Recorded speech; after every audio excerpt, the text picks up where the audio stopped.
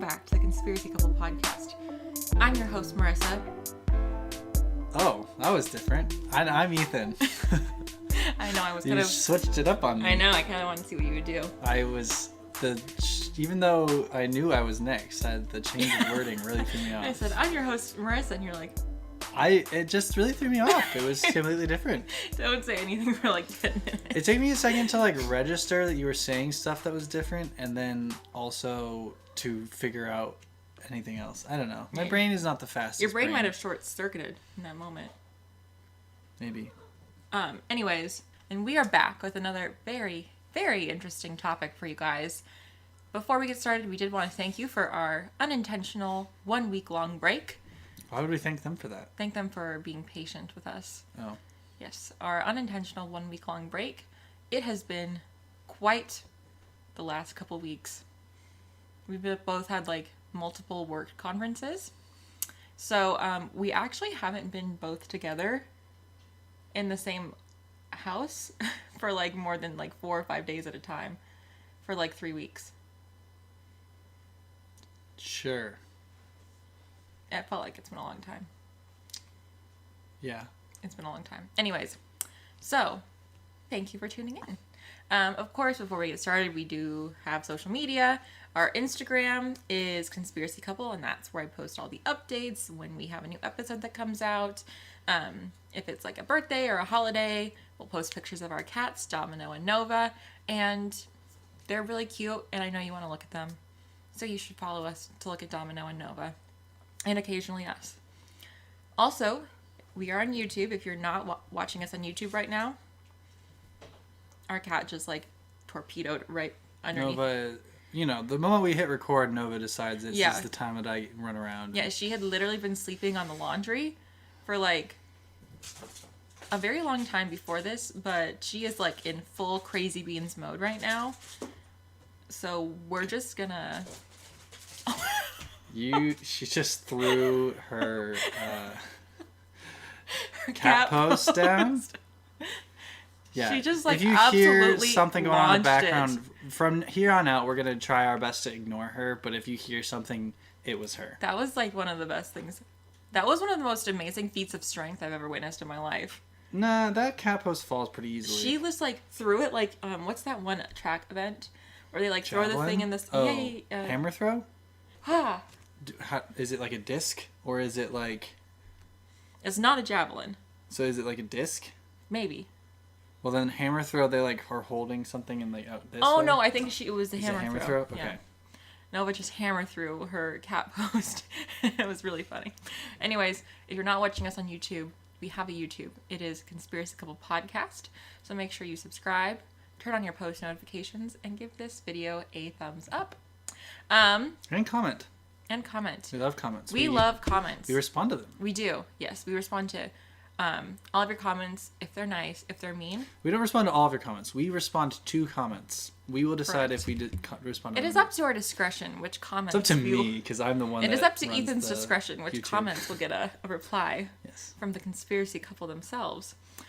But before we dive in today, we did have a anniversary we needed to celebrate.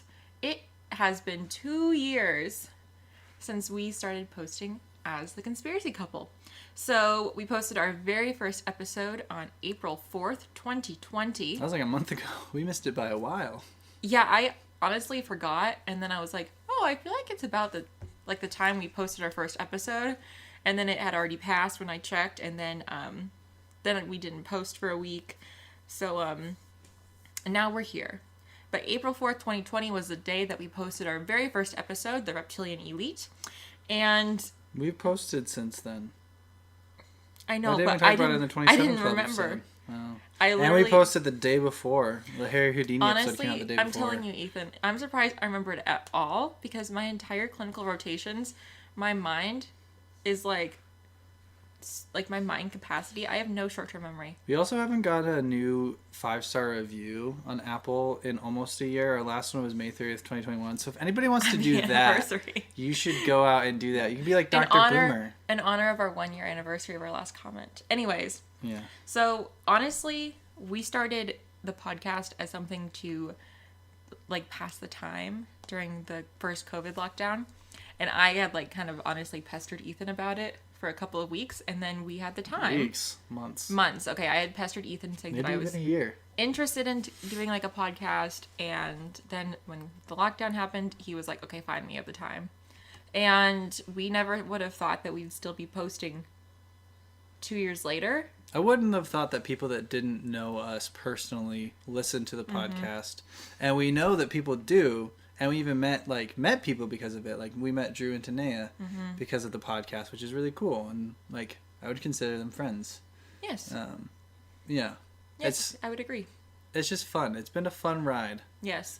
So if you've been here since the beginning, thank you so much. We really appreciate it. And it's fun to be able to have a conversation with your spouse and just, like, you know, you can put it up somewhere for other people to listen to and other people can be interested in it. Yeah. So that's really cool. So thank you for those that listen. Thank you, because this is actually the only time we ever talk.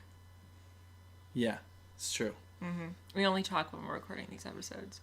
Anyways, thank you if you've been listening since Unexplained Elite first came out. Thank you so much. Especially if you've been listening since then. Yeah, honestly. Back when I recorded on my phone. You're a real one if you've been listening since then. Now we have a microphone. I should post a throwback picture of our second episode that we posted.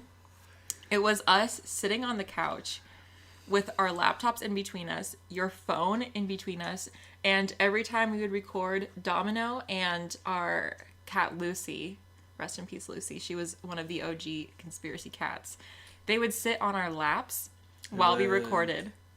Yeah. It was an interesting setup, but I will have to post that throwback because it's just so cute. They would just sit in silence. We've gone through lots of different technological setups and things, and we're getting better. The next thing is getting an even better mic because our mics are relatively cheap. Yeah. And I kind of want to get a green screen. Or like a tapestry behind This is a conversation that can happen off. Anyways, you're right. Okay, well, thank you guys so much. If you have suggestions, though. If you have suggestions, yes. Send them our way. We'd love to. If it's things you want to see, things you want to see us do. Mm-hmm. If you'd be interested in any other content besides the regular podcast. Yeah. Maybe even something that you'd consider like paying like $5 a month for on like a Patreon. Maybe. Because we're thinking about starting a Patreon. We're trying to figure out what we would do on the Patreon. Right. You know. All right. So let us know. Let us know what your favorite episode has been, or your favorite theory has been over the past 2 years, and why. And let us know what you'd like us to talk about in the next 2 years. So, thank you for that. We really appreciate all of you. Anyways, any other updates? No, we should just get going. Okay. One more thing. Happy Mother's Day. Yes, this is coming out on Mother's Day. This is coming out on Mother's Day. Hopefully. If you are a mother and you're listening, Happy Mother's Day. If you have a mother and you're listening. No, if you are a mother, you're doing the Lord's work. Mothering is not easy, so we appreciate you. Right, I was like, if you have if you have a mother, yes, and you are able to message her or spend time with her, tell her that you love her. And if it's healthy for you to do And if it's healthy for you to do so. Anyway. Tell her you love her. Anyways. Happy Mother's Day to those who celebrate. Yes. Anyways, we are going to just, without further ado, dive right in. So, we, this week, are actually going to be discussing a topic that I kind of, stumbled upon. Well, I was actually researching another topic. Oh. So, I had, a completely different topic in mind when I started researching. And, truthfully, don't even remember what it was. But then I stumbled upon the topic we're discussing today, and I was like, ooh, that's interesting.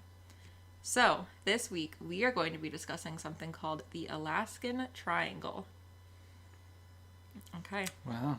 As always, Ethan, do you know anything about the Alaskan Triangle? I've never heard of the Alaskan Triangle. Okay. Cool. So, essentially, the Alaskan Triangle is this area in Alaska that has been home to a huge number of mysterious events, including questions of alien abductions, Bigfoot sightings, vanishing planes, and other paranormal events. And so first we're going to be discussing just a little bit of background information about Alaska in general. So I guess you could call this segment States with Marissa. My home state, kind of. It is not your home state. You are from Pullman. My lineage comes from Alaska. Okay. My mom lived in Alaska. My dad lived in California, but I don't say that California is my home state. I know. My home state was the wrong word, but it's, it's in my heritage, Alaska. Okay. Not like local, like native Alaskan, just people that lived in Alaska. You had family members who lived in Alaska. Yeah. Okay. So Alaska is the 49th state joined the United States, and it is the largest state in the country. It is about 2 times the size of Texas. And Alaska is known as the last frontier, in case you didn't know. And not to be confused with the final frontier, which is space. The final frontier. These are the... I'm sorry. Anyway. I watched Star Trek when I was a kid, and now like the intro to Star Trek The Next Generation is in my head. Anytime I hear that, I just want to go into like the intro montage. Anyways, so Alaska, last frontier, not the final frontier.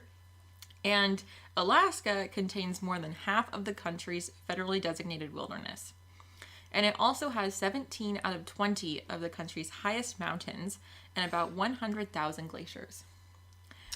So the Alaska Triangle spans along the state's north coast and connects the towns of Juneau, Anchorage, and Utqiagvik, which was formerly called Barrow. If I butchered that, I'm sorry. So Alaska also has another very scary statistic, and that is that people go missing in the state at a rate that is 2 times the national average, which equates to about 4 or 5 out of every 1,000 people going missing. So that is 16,000 people, approximately, who have gone missing since the year 1988. Wow. So I saw in one of my sources that in any given year, between 500 and 2,000 people will go missing in Alaska, and they are almost never found. And the statistic is especially high in the Alaskan Triangle.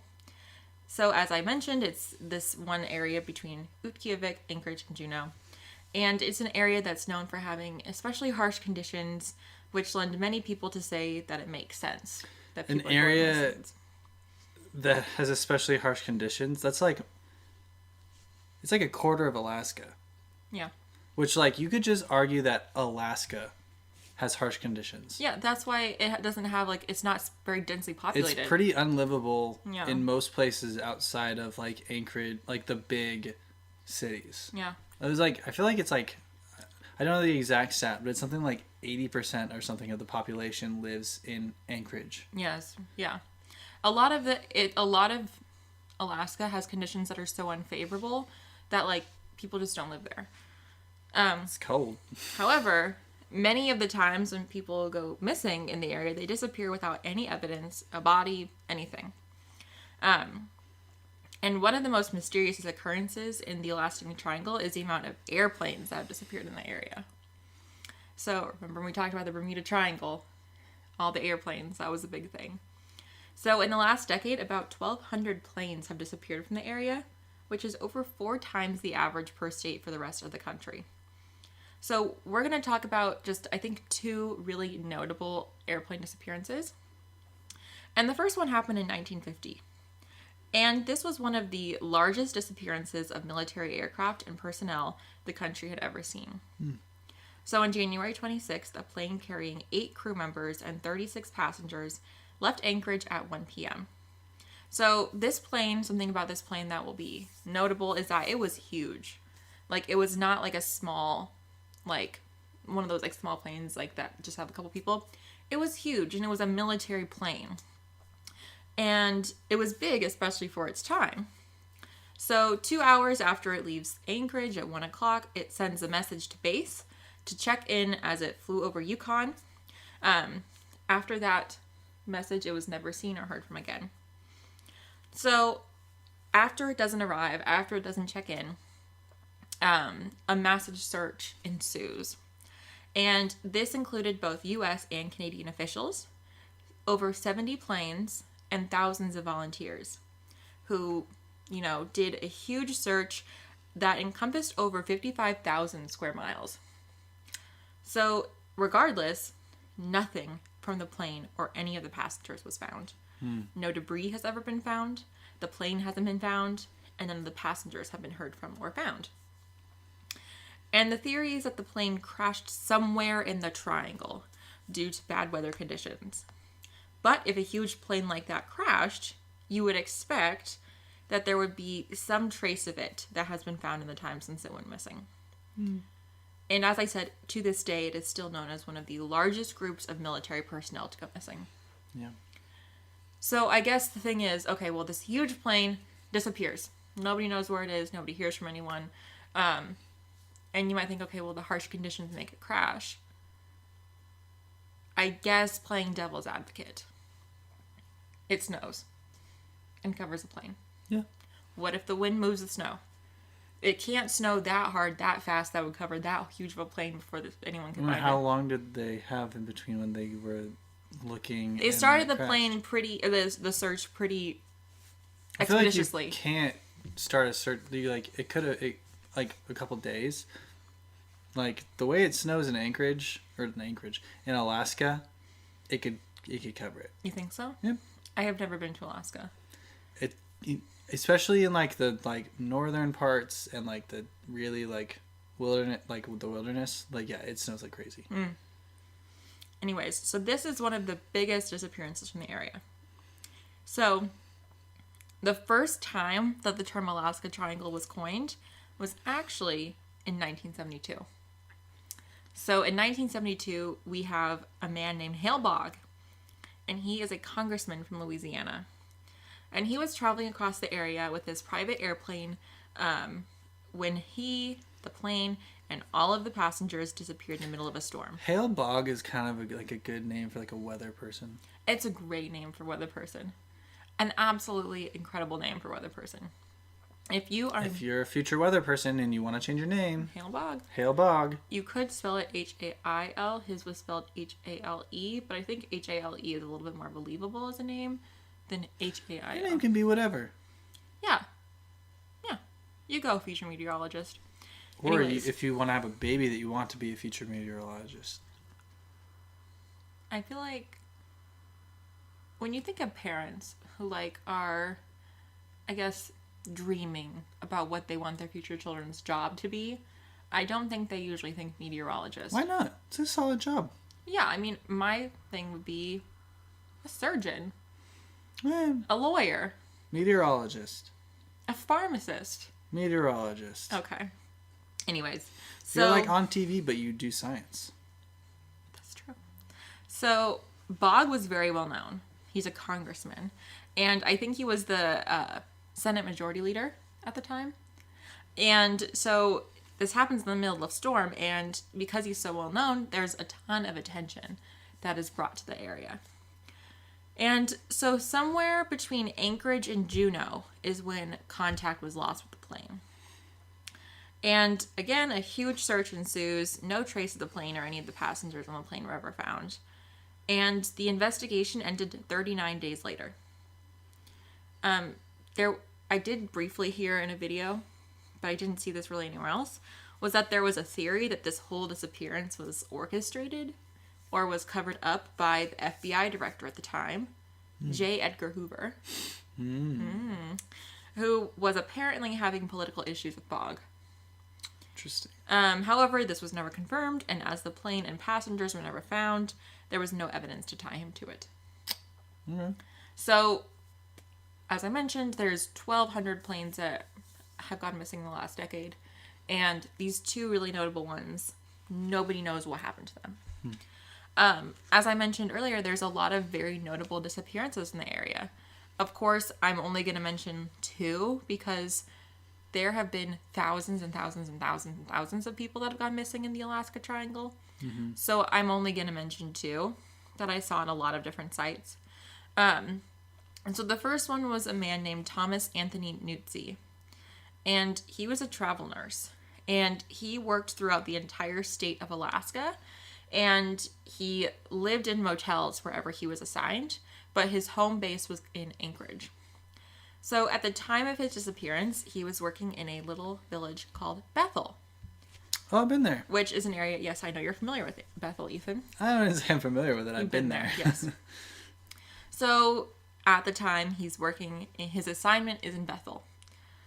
So on June 19th, 2001, he was reported missing after he didn't show up for his job. Isn't Bethel like a village you have to snowmobile into?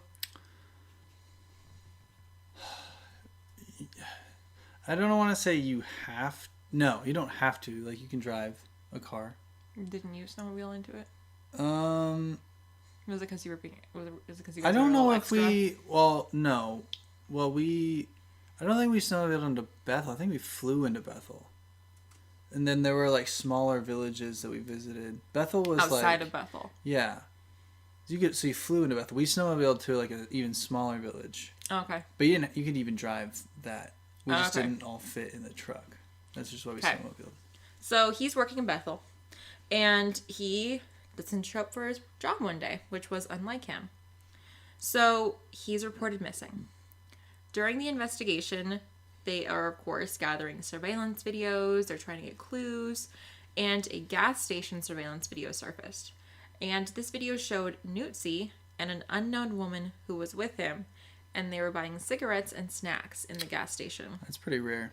Unknown person in that like small of a town. Mm-hmm. Yes. Especially Bethel, like hard to get to. Yeah. So like it was. I don't know if the video was at Bethel, but it was. Oh. They didn't know who this woman was. Okay. So a while later, the housekeepers at the motel he was staying at came forward and shared that they had seen a strange man and woman in Nootsy's motel room. And this is not in Bethel? This is the same woman. But is this in Bethel?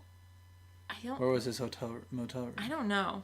That makes me believe that it's not, because why would he be staying in a motel if he lives in Bethel? He doesn't live in Bethel. He lives in Anchorage. Oh. Remember, he's a travel nurse. And he stays in motels wherever his assignment is. Okay.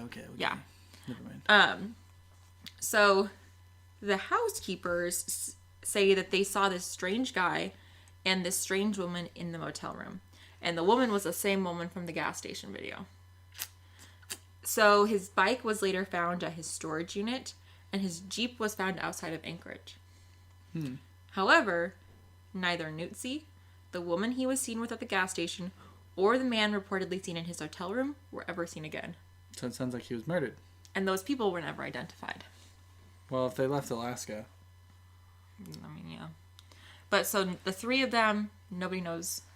Interesting. But if he was murdered by this woman, why would he go buy cigarettes and snacks with her? Maybe I think he probably did that before he got murdered. Well, yes, I know that. Like, just because somebody murders you doesn't mean you know they're gonna murder you. I guess that's true.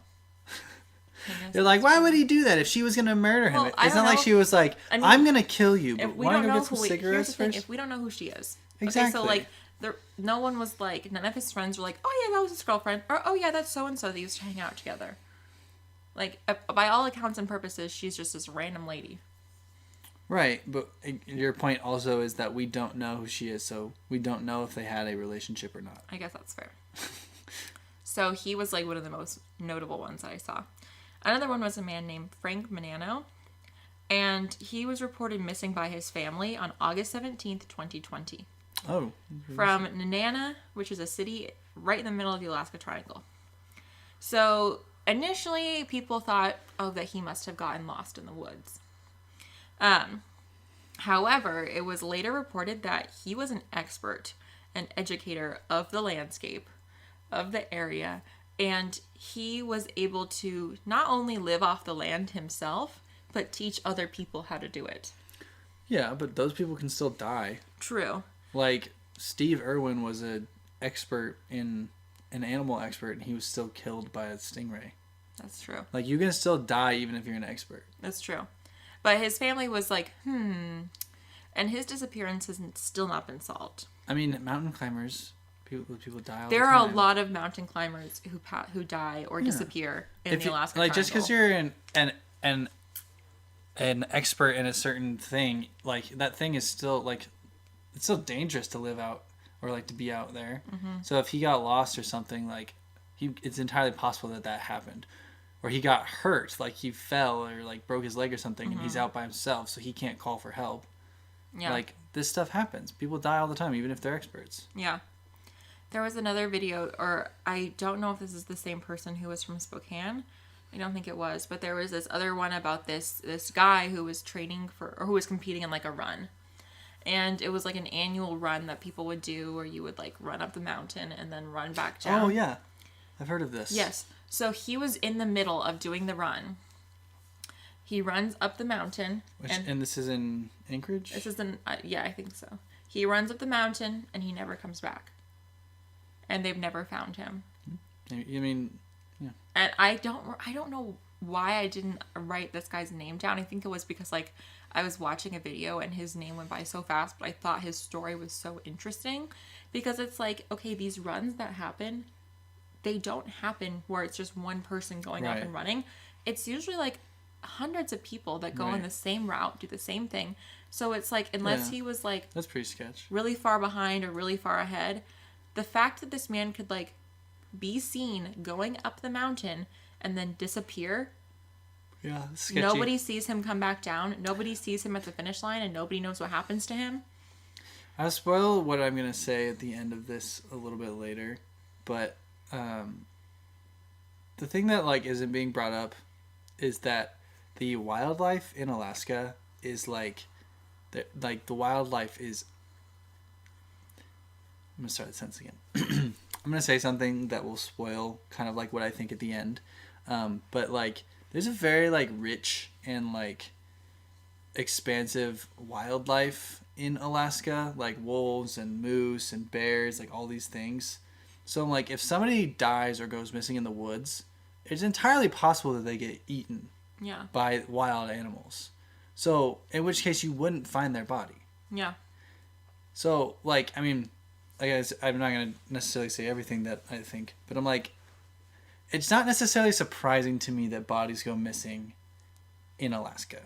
Yeah. And like the wildlife lives like even in Anchorage, like a very populated city, like there's like moose just in people's like backyards and stuff. Like the wildlife is like a part, the ecosystem is like rich. Aren't moose really mean? They're big. I've always wanted to see one. I think they're so cool. They're very big. There's moose in, I mean, probably just go up to Canada. Why would I do that? Because you want to see a moose. Oh, I am going to Canada. And we live not that far from Canada. Oh, you are going. You might not see a moose. I don't think you're going that far. I'm going to make sure that when I go to my friend's bachelorette party that we go see a moose. We go look for moose. We go look for moose. Be like, hey, bachelorette activity. A fun activity I put on the itinerary. I think we should go look for moose. I don't think that moose are mean, but they're dangerous because they're like massive.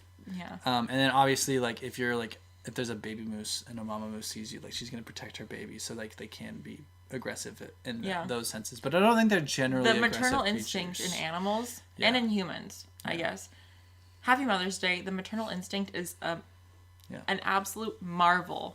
But mooses are big and they're everywhere, so they could easily kill somebody, and probably do often. And then there's bears and wolves and other carnivorous creatures that could eat bodies. And I am going to kind of spoil it a little bit, but there is like one theory about what's going on. You said like wildlife. So yes, there are those wildlife that we know, like they're just creatures that we know about that live in Alaska because of the conditions. But there are a lot of like the cryptozoology, the paranormal, and like the mythological like world in regards to like animals, or especially like the tribal like legends and stories is very rich. And that makes sense. One of the stories that there's this series that I started watching on YouTube, but I was like, there's like 13 episodes and I don't have time to watch all 13, so I watched all of the first one, part of the second one, and part of the third one, and it's from the History Channel. It's called Missing in Alaska. And so this show is basically trying to like get to the mystery of what's happening in the Alaska Triangle. And they have 3 guys on there. One's like an ex-police officer, an investigator. One is like a paranormal, and like One's a paranormal. One's like a paranormal expert or something, and one is an expert on Native Alaskan like history and that kind of thing. So it's a really interesting show. So the second episode is about this creature called the Hairy Man. And yes, so he's kind of like the Bigfoot of Alaska, if you will. But he's described as being significantly bigger than Bigfoot, scarier than Bigfoot, meaner than Bigfoot, So whereas Bigfoot's like 6-7 feet tall, the hairy man is about 8 to 9 feet tall. And as you can imagine, he's covered in hair, humanoid looking, has like razor sharp teeth, and is known for having a very aggressive demeanor. Whereas Bigfoot's just like kind of wants to be left alone. The hairy man is known for being very aggressive and very protective of his environment. And apparently the hairy man in like certain spots in Alaska have been sighted multiple times. And the story that opened the first or the second episode about the hairy man was in this little town. There had been 5 sightings within like a very short period of time. And this man is driving and he sees this car that's pulled over off the side of the road and is abandoned. And the front door is open, but there's nobody in the car. So he gets out to look at the car and he sees there's no one there. The only thing he sees is that there's blood on the door. And so he sees that there's blood on the door and he looks up and there's blood like trailing off into the snow, off into the woods. And he looks up and sees the hairy man. And that was the 5th sighting in like a very short period of time. And so apparently the hairy man is known for living in like the wooded areas with like pine trees and conifer trees, living by water, and that he'll use the water as like a transportation. And he's known for apparently attacking women and children.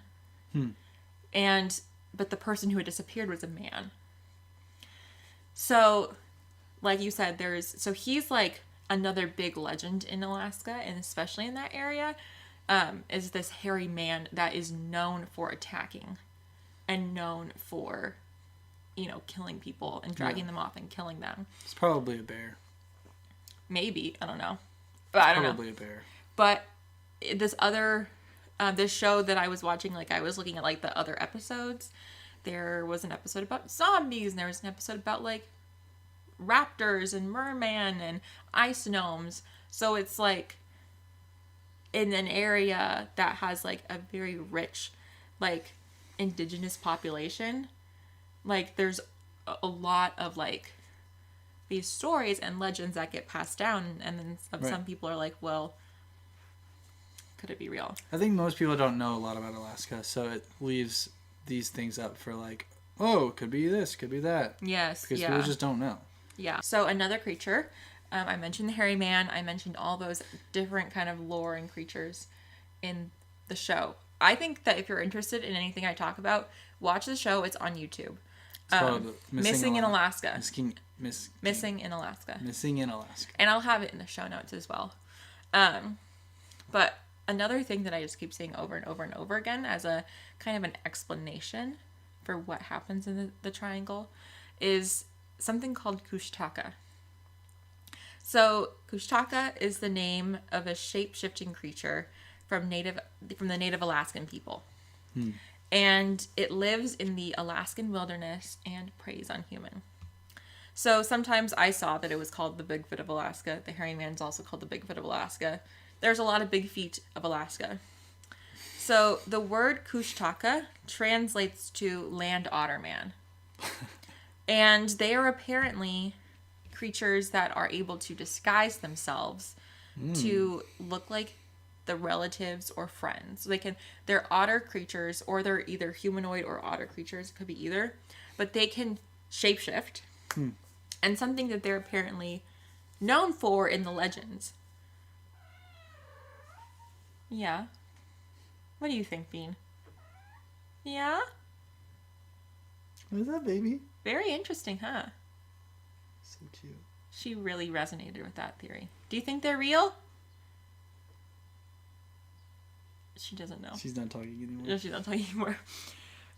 So apparently something that they're known for is disguising themselves to look like relatives or friends of people who are lost or disoriented. Or to look like a vulnerable looking child, or to mimic a baby's crying, or to mimic a woman screaming, in order to lure these people deeper into the wilderness. And once they've done that, they'll either eat them, tear them up, or turn them into a kushtaka as well. In some stories, however, they have a more heroic purpose. And that would be turning themselves into creatures, like into an otter or into like a child, to distract people who are lost in the cold, to keep them from, succumbing to hypothermia. Or even to help these people find help, or to even save them and take them to warmth. So it's, in a lot of stories they're perceived as being evil, but in some stories they're perceived as being good. So some people have offered like this paranormal idea. The Kushtaka, they're real, and they lure these people who go into the wilderness off and eat them. Mm-hmm. I saw in one source that like a lot of people kind of thought or think that the idea of the Kushtaka was like this story that moms would tell their kids. Again, happy Mother's Day. Moms would tell their kids would tell them about this to prevent them from wandering off by themselves. So land otter man, where otters live near the water. So the idea is that they can they prey on children. Yeah. So moms definitely seems like one of those urban legend stories that started as a safety thing and then became its own thing. So mom would tell her kid, don't go out to the river by yourself. Don't go out too far by yourself or the Kushtaka will get you. Yeah. So some people think that it's an urban legend that was kind of told as a warning. Mm-hmm. And those are also super interesting to me. Because I've heard of other things on TikTok. I learned about something from Native Hawaiian culture, and it's the night marchers or something. And moms would tell their kids if you hear music at night or something, that you need to get on the ground and cover your face, because if you look at them they'll kill you or something. I don't know. That is very interesting. These urban legends or these stories that came from indigenous peoples. I'm these are so interesting. Anyways, so some people think, okay, this is not real, but some people think that it definitely exists. And like I said, that's just one of the different paranormal, or I guess cryptid, kind of creatures that people think maybe could be responsible. Bet you didn't think this was a cryptid episode. Bet you didn't think, did you? We got the hairy man, we got Kushtaka, we also mentioned ice gnomes. Ice gnomes, yeah. Yeah. I kind of want to watch that episode because that sounds really interesting. Ice gnomes? Yeah, but the picture was kind of scary on the thumbnail, so I don't know if I want to watch it. I'm going to Google an ice gnome. It looks weird. I know. He looks kind of like a zombie. And that's a polar bear. It's like a giant polar bear, though. I loved going to the zoo when they had that big statue of this is how tall a polar bear is, and you would stand next to it and see how tall you were. I don't know. We went to the zoo together. Remember? I don't remember that, though. Okay, well, I don't remember that statue. I remember going to the zoo together. It's like a mural. I remember going to the zoo. It's in the polar bear exhibit. Is it in the Seattle Zoo? Yeah. I remember going to the zoo. I don't remember the polar bear thing. Anyways, so bet you didn't think it was a cryptid episode, but I always find a way to bring us back to cryptids.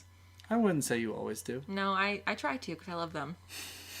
Anyways, so I got ahead of myself. That was one of the theories, was the cryptids. I feel like we were ready for theories, so I don't know if you got ahead of yourself. Well, we're into theories now. So you didn't get ahead of yourself, you just switched your order. I did. So, some of the other theories. We did cryptids. Okay, what's the next one? Aliens. That's Let's exactly go. Right, Ethan. It's always my first guess. Extraterrestrial activity, or an extraterrestrial hotspot. So, Cold spot. Cold spot. Ooh, that's right. So, of course, when we have a place that has a lot of mysterious disappearances, we have people who link them to aliens. Naturally. So, is there any proof that could suggest aliens are behind it? Definitely not. Actually, in 1986, there was a report that was made to the Federal Aviation Administration from a Japanese cargo flight. So this report revolves around Japan Airline Flight 1628 that was flying from Iceland to Alaska and then on to Japan. So, they're flying, right? First thing they see is two UFOs on their left, that rose up from below them and surrounded them on both sides. So, two UFOs rise up, go on the left, and the other one swings around, and they're now surrounded. So, this happened around sunset. And it appeared as though the craft were trying to kind of stay in the darkness and avoid the light. And they had these glowing rectangular thrusters, but the rest of them were completely covered in darkness. So shortly after, a third disc-shaped craft that was significantly larger than the other two appeared behind them and started following them. So we have two on their sides and one behind them. So this shows up on radar. And air traffic control in Anchorage requested another plane try to identify what the aircraft were. So there was another plane kind of in the area, and they were like, okay, we'll figure out what's going on here. When the other plane approached, it could not see the other craft. So the whole experience lasted about 50 minutes.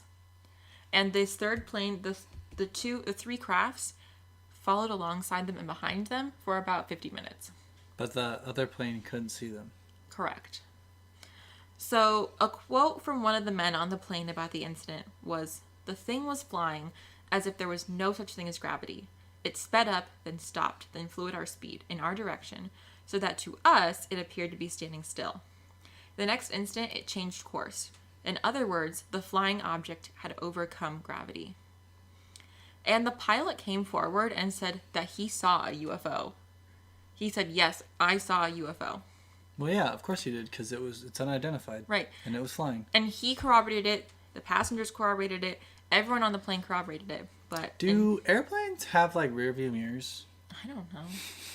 But investigators, of course, investigated, and they said that they had never seen anything, the people, and that there was not enough evidence to say that anything had actually happened. But, like, the guy was very adamant. Strange.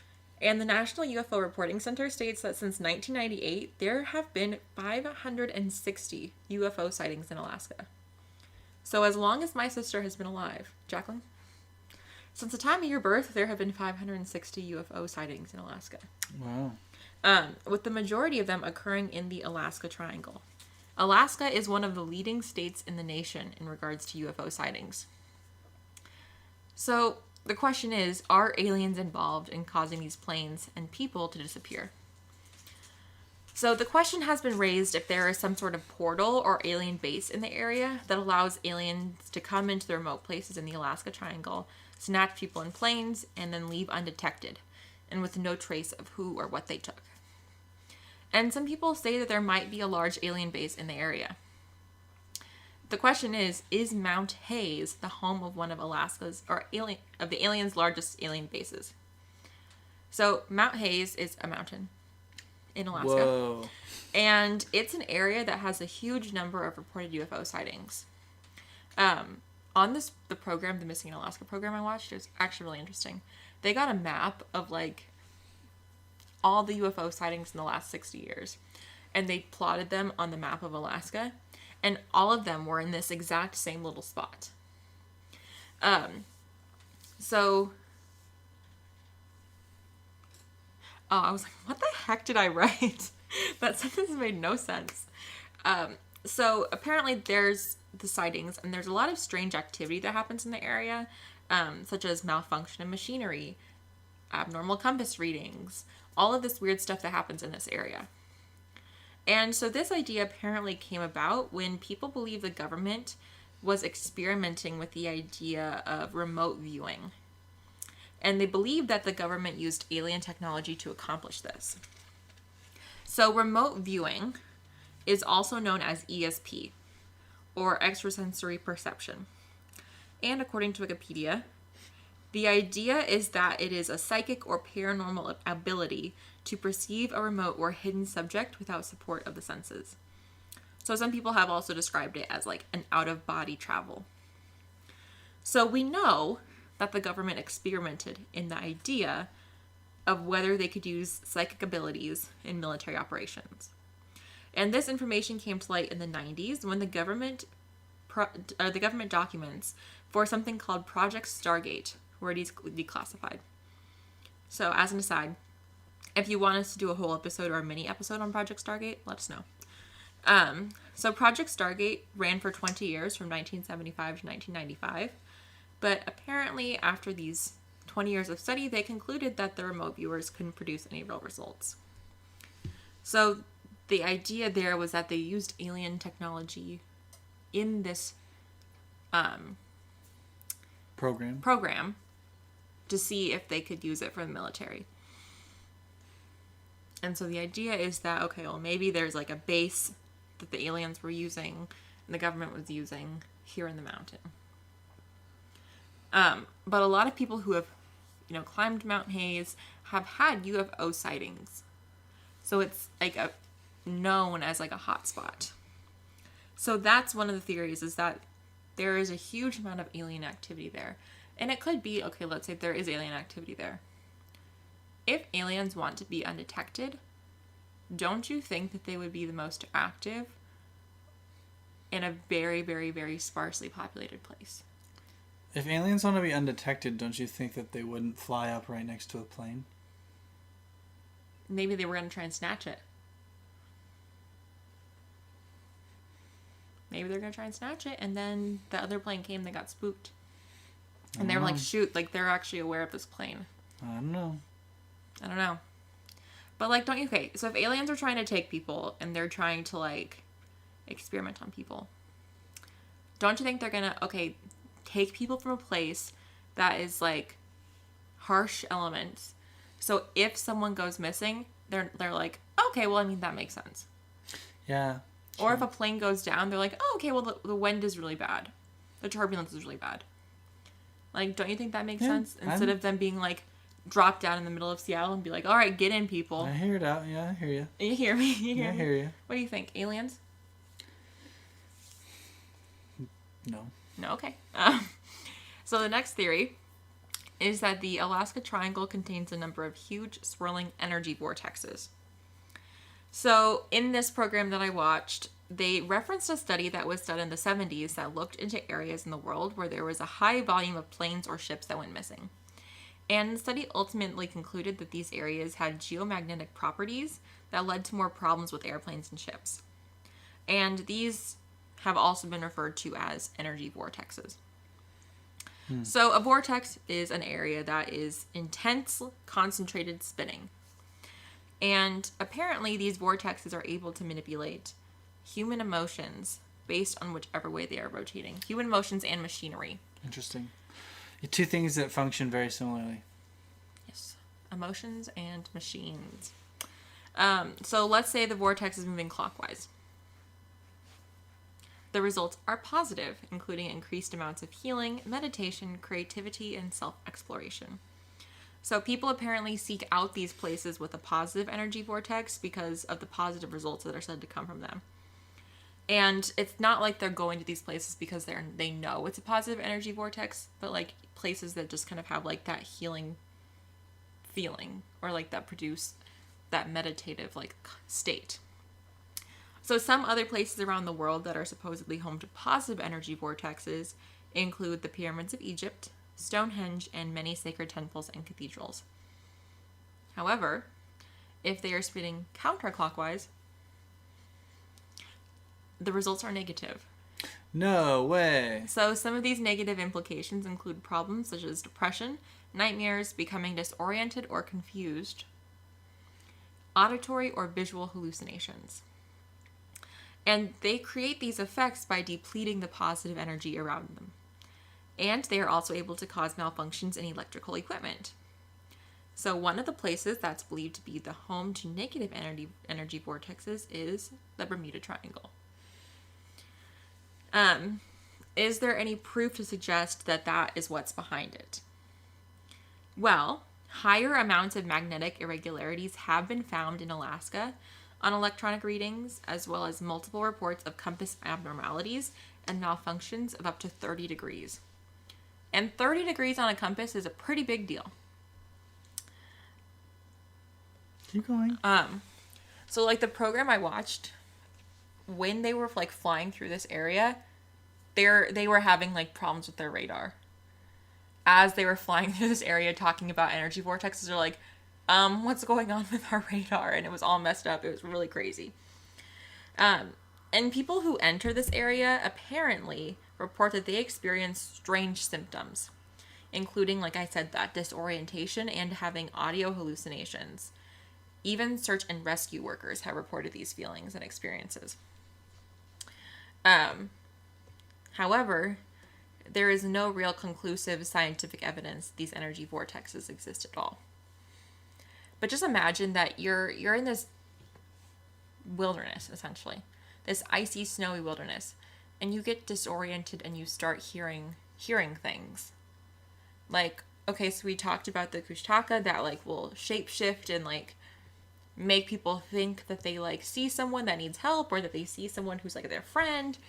Okay, what if you hear something when you're out in the wilderness and you think, oh my gosh, it's civilization? So then what do? You walk towards the civilization. You're just walking further and further and further into the wilderness. Right. And then you are already disoriented, and then the elements kind of set in. Yeah. So, what do you think? No. Okay. I think magnetic abnormalities are caused by other things. Okay. Go on. I was just looking it up, and there are other reasons that magnetic anomalies could be caused, which is like, it's like certain rocks, like in the ocean floor, being magnetized, which could cause, those things to happen. So I think that, I don't know, the vortexes, yeah, maybe, but I mean, I don't think they would affect people. You don't think so? What kind of energy affects machinery and people? I don't know. They don't run the same way. Emotions are not... Anyways, I don't know. I mean, I can see whether it's caused by an energy vortex. I don't know. I don't know if I really believe in that. But I do believe there are places where there are, bad juju? No. Of, like, geomagnetic properties that are unfavorable or that are going to cause, like, bad results. Mm-hmm. Like, I just think of, like, okay, how affected we are by, like, changes in the air pressure or changes in, like, humidity and all those kinds of things, like... Those don't affect my emotions, though. Okay, they affect my body. But think about people who... I don't know if this is the same. Okay, so I have seasonal affective disorder, which is part of the reason why I don't live in Western Washington anymore. But when it's very gray and very rainy, my emotions and my physicality are very much affected. So it's like when it would be wintertime and it would be gray and rainy for weeks and weeks at a time, emotionally, I was very affected. Right, but there's a difference between being like the sun makes you happier and the lack of sun makes you less happy, which is just a fact. It's true, vitamin D. And there's areas of the world in which people are just going to be more sad because of energy things. I do think, though... I think it's different, though. Our because bodies also, are very... like, Alaska gets sun. Don't they have, like, 24 hours of darkness? In, like, the very tip-top north of Africa. For, like... Africa? Africa. Alaska. And, like, for, like, a few days. That's scary. That's scary. I don't know. Most of Alaska, no. I do think that, like, our bodies and our minds can be very affected by changes in our atmosphere. And whether that's a magnetic abnormality or whatever, I do think that, I don't know, our bodies are very in tune with the world around us. And I think sometimes we don't necessarily recognize that. And whether it could be this person is already disoriented, but if we have search and rescue people, I mean, you assume that they're trained in working in that landscape and working in that environment if they're search and rescue people in the area. Like, they're not going to send me out there to be a search and rescue person in the Alaska Triangle because I don't know anything about that. You know, they wouldn't send you to be a search and rescue person anywhere, Marissa. You're right. Yeah, you're right. I know someone who is a search and rescue person. She is hardcore. I'm like, that could never be me. That could never be me. But, I mean, it's like if even the search and rescue people are reporting hallucinations and disorientation, then I'm thinking, okay, well, maybe there's something about the area that's making people feel that way. And it could explain, I mean, if nothing else, it could explain if people are wandering off into, like, harsh environments, if people are wandering off and falling into a glacier, falling into the water, if they're disoriented and they're hearing things and they're cold and they're not, like, it's a lot of things could be. Anyways, the final theory is that the state and the terrain of Alaska itself lends to being more dangerous. I already tell you right now, this is what I believe. Yeah. So not only is the terrain incredibly dangerous, but it also has frequent snowstorms, avalanches, wind. If a person or a plane becomes a victim of the terrain, a snowstorm could come through the area and bury all of the evidence. And there are a lot of glaciers that have hidden caves and hidden caverns that people could fall down into. And in regards to the planes that have gone missing, there are a lot of mountains and mountain ranges. And wind coming off the mountains could be catastrophic for even an experienced pilot. The video I was watching said that even if a pilot is super experienced, going through, like, the wind coming through the mountains could cause turbulence, could cause them to be, like, very disoriented, and they would have to rely on their machinery, and it's almost like they're flying blind. Right. So that's it. Also, like you said, the area has a lot of wild animals. Like, wild animals that don't see a lot of people and are predatory animals. It's not like, okay, well, there's a deer. I mean, there's a moose. Yes, there is a deer. There's a huge moose. There are deer. Like, in Washington, like, we have some predatory animals, but, I mean... The area, Washington and the rest of the United States also are much more, like, urbanized. Exactly. Whereas Alaska is not because of the terrain. Exactly. Like, okay. So, where my parents live, this is like a microcosm. Where my parents live, they live on like 35 acres, and there's a lot of cattle ranching out there and stuff. And you see a lot of animals that you don't see anywhere else. I've seen coyotes, I've seen bobcats, I've seen... I don't know. You see them other places, but like... Yeah, I was going to say, you don't see them anywhere but, like, else? I wouldn't see them like in downtown. You could. You know? I could, but it'd be weird.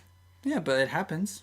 Because in our area, animals are more fearful of humans. They live with humans. Like, they see, okay, there are people here, and they're fearful of people. In places like the wilderness of Alaska, it's the animals' domain out there. Right. It's the bears out there. They own that place. Yeah. And so if someone is out there, it does stand to reason that they could be attacked by an animal. So as we kind of wind down, if you're interested in learning more about the Alaska Triangle, there's a TV series on it called The Alaska Triangle on the Travel Channel. And there's also another TV series called Missing in Alaska on the History Channel. And this is different than the YouTube? They're both on YouTube. No, Missing in Alaska is on YouTube. I don't think the Alaska Triangle show is on YouTube. So this Missing in Alaska is the one you've already mentioned. Yes, that I wanted to mention it again. Mentioned it like you hadn't mentioned it before. I'm just mentioning it again. You just said it as if you had never said it. And I'm reading my script, and that's how I had it written in the script. Anyways. Ethan. What? As we wind down. I think it's the terrain. Can I finish my question? Sure. What do you think of everything that we've discussed today? Oh, different question. Yeah, no, I mean, there certainly are some sketchy things. And I will say, if the government were experimenting on, like, futuristic or, like, you know, things like that, like potential aircraft and things, it wouldn't necessarily surprise me if they use Alaska because of the lack of population and just the vast unpopulated areas. That being said, my belief for most of the disappearances, you know, obviously murder and stuff happens, but like most of the disappearances and most of like the weird things, it's because of the terrain. It's because it's a pretty unforgiving environment, and people die there all the time. It just is how it happens. It's a very, very rough area. Like if you're not like in the very populated places. If you're out in the wilderness, you're probably gonna have a lot of like that danger and stuff. And also the triangle is massive, so it's a massive part of a very like wild and dangerous place. So I'm not surprised there's a higher percentage of like disappearances and things happening. So I just don't. I think it's just that. Okay. I think that a large part of it is the terrain, being unforgiving. But now that I've opened myself up to the belief of aliens and extraterrestrials, I do think that there could be some extraterrestrial activity there. I think it'd be a great place for aliens if they want to snatch up some people and snatch up some planes. It's so cold. Why would you want to go there? Aliens don't feel the cold like we do. You don't know that. They're aliens. I don't know that. They might really regulate their internal temperature. Or really they might be just like us and they prefer to live in warmer areas. I do not know the temperature preferences of extraterrestrials. If you're an alien and you live in Alaska, go to like... No, I don't think that they live in Alaska. Mexico. I think they visit Alaska. They visit. No, not to visit. They take things. They take things. They take people. I think that whatever creature you are, you like the warmth more than you like the cold. Anyways, I do think that there's all these alien sightings. There are so many UFO sightings. And now that I know that the government has released these documents and been like, yeah, we don't really know what they are, and people are having contact with extraterrestrials and they're having physical effects, I do think that there's some component that could be extraterrestrial. I don't think that every single one is. Yeah. I think that there's a possibility that a fraction of them could be. Sure. Like the airplane that went missing, the huge one that nobody found anything from. Yeah. You haven't found a single thing from it. They haven't found a single thing from the Malaysian plane. I know, and that freaks me out too. Well, no, they did find stuff from the Malaysian plane. They did. But it took a long time. Anyways, let us know what you guys think. What do you think about these theories? Do you think that it's just the fact that it's a really hard climate to live in or to be, in? Or do you think that there's something more to it? And if you're listening from Alaska, we definitely want to hear your thoughts. Yes, stay safe if you're listening from Alaska. I mean, not everywhere is like that. Like Anchorage and Fairbanks and Juneau are fine. Juneau's in the triangle. Juneau, but the big cities are fine. I guess that's true. Juneau and Anchorage are in the triangle. So. Anyways. If you're listening from Alaska, what's it like to live in Alaska and where are you listening from? And probably Anchorage, Fairbanks, or Juneau. Have you experienced the hairy man? Or a moose? If they live in Alaska, they have experienced a moose. I don't know. Everybody in Alaska, I bet, has seen a moose. I just really like animals. Anyways, thanks for listening. Let us know what you guys think. We'll be back, hopefully in 2 weeks. Probably. Hopefully. Things are going to be less busy going forward. Bye. Bye.